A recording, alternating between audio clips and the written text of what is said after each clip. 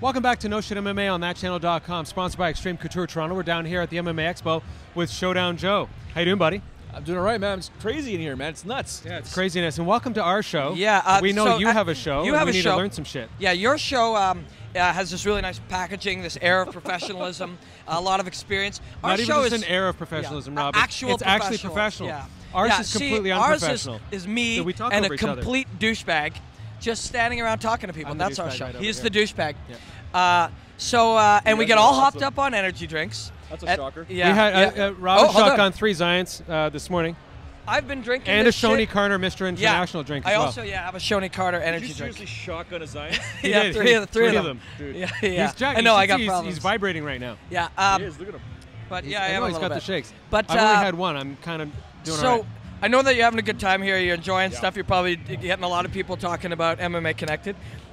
Just give us some advice. Like, where do we start? I mean, how do we fucking up our game a little bit here? Take into consideration we have no skills and no ability to be able to do what you No suggest. experience, But hey, fuck and- it, whatever. yeah. Tell us what we're supposed to be doing. Yeah. I learned from the School of Hard Knocks, man. No one. I've got a degree in recorded music production. I've got some audio engineering behind me. I've got some post-production behind me. But it's all School of Hard Knocks, man. You just take a look at basically what professionals are doing and you emulate it. You carve out your own style and you're good to go. I mean, what you guys are doing right now, the fact that you guys are both on camera, it's good enough. It's a start. And I'll tell you, I love your show, guys. You guys So are basically, Thanks, you're, man. So you're, we're you're fucked, saying that though. we have no hope. Yeah, we're That's screwed, fucking right? brutal. Well, thanks a lot for no advice problem. And the because Oscar obviously we goes can't to- use yep, any of that yep, shit. yep. Yeah. Basically, can- everything you said there is going to be of no value to us because we can't learn from others. Showdown, I have been watching your show, and I have to say that you're getting involved a lot with these, like you're actually doing stuff with some of the fighters. I had a bad experience yesterday. Jason Cecil. Jason He's a young Cecil, up-and-coming Lethal fighter. Cecil, decided to choke me out Yep. on air, and I almost fell off the stool because I realized I should have tapped, and he thought it would just be cool to choke me out. Yeah. Yep. It would be cool How, to how choke do you you. find it? Like when you're doing stuff with some of these fighters, and they're doing moves with you. I mean, you know, you're not a professional fighter, so what happens with some of these things? It depends. I mean, I've been training. My first jiu-jitsu class was in 1996. So I've been training off and on for years and years and years. But like you said, basically what happened to me was I kept getting injured. And I would come back and I get injured again. I'd heal, I'd recover, I'd come back, get injured again. Then I quickly realized that, breaking or spraining all the different joints and bones in my body, it was like, I better figure out something else because I can't do this all the time. It's just going to be, I'm too much trauma on the body. So slowly but surely I figured out what I wanted to do.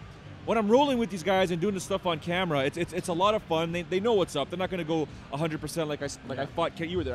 I fought Kenny Florian. Yeah. And Oh my God! yeah, it's my 80% to his 10%. They know what's up. Sparring with GSP and sparring with all the guys, and they know what's going on. The worst injury I suffered was actually the very last shoot that we did, which was with Sam Stout, which is the first week of May, I think it was. Is that when you're showing the low kick?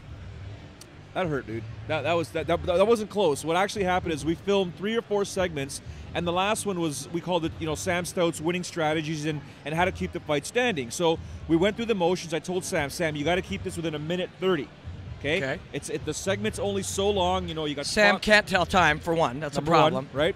So, but Sammy's amazing. Like he can instruct very well. So what we did is first things first. Guy comes too close. Get your hands on his shoulders, push him off.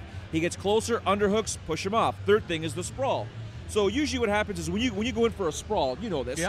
When you sprawl, you penetrate through a guy, not in a guy. Yeah. Through a guy. Right. Yeah. You got that Okay. one? Yeah. I Through mean, him. I'm paying attention, but I'm never going to be able to use it in practical Yeah, he's application useless. because I have no fighting skills whatsoever. Yeah. I refuse to tangle with Robin. Yeah. And Robin's a professional fighter Yeah. with a losing record. Yeah. What does that say? Yeah. What does it say?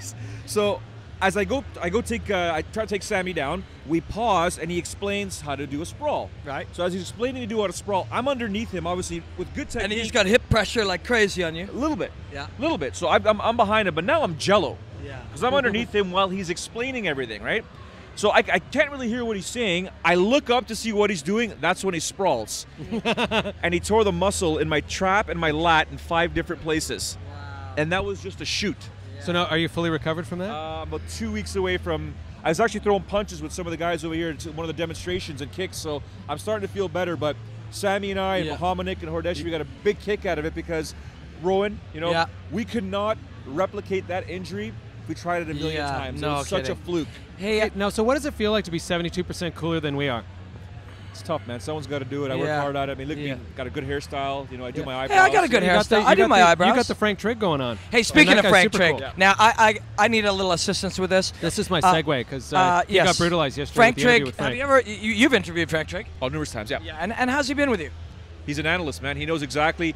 He's a guy, one of the professional fighters that understands the game. You get some of these fighters that have no idea how to act in front of a camera, no idea about sound bites and the importance. Frank knows exactly what's up. So let me just tell you about his analysis yesterday. Yeah. Because he analyzed Robin quite succinctly. He did.